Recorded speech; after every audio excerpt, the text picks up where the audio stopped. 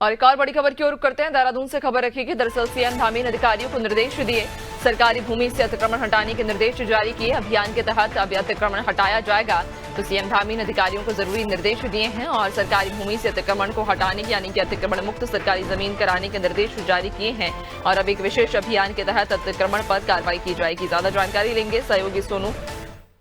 लगातार हमारे साथ बने हुए हैं। सोनू, सीएम धामी ने अधिकारियों को ये साफ तौर पर निर्देश दिए हैं कि जितनी भी सरकारी जमीन पर अतिक्रमण किया गया है उन्हें मुक्त कराया जाए, कार्रवाई की जाए।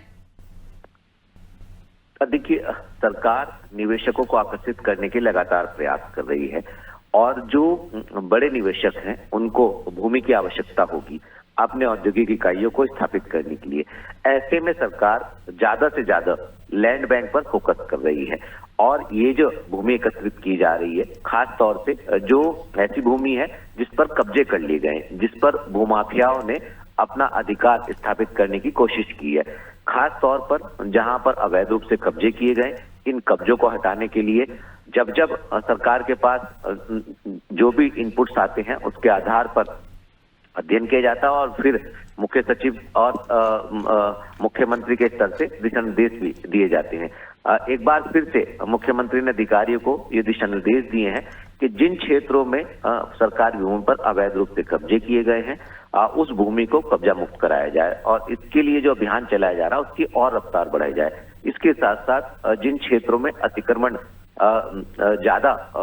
कर लिया गया है उसको अतिक्रमण को हटाया जाए। और इसके साथ ही साथ मुख्यमंत्री ने यह भी कहा है नैन्सी अधिकारियों को कि जिन क्षेत्रों में अभियान के तहत पहले से अतिक्रमण हटाया जा चुका है ऐसे क्षेत्रों में दोबारा से अतिक्रमण ना हो ये भी सुनिश्चित कर लिया जाए। तो कहीं ना कहीं सरकार जो है वो विशेष रूप से सरकारी भूमि पर जिन लोगों ने कब्जे किए हुए हैं, जहां पर अतिक्रमण हुआ है, उसको हटाने के लिए गंभीरता से कार्य कर रही है और यही वजह है कि समय समय पर मुख्यमंत्री अधिकारियों को दिशा निर्देश देते हैं और इसके लिए अभियान चलाया जा रहा है। और अब अभियान की रफ्तार बढ़ते हुए हम देख पाएंगे लगातार वन विभाग की भूमि हो, राजस्व विभाग की भूमि हो, सिंचाई विभाग की भूमि हो,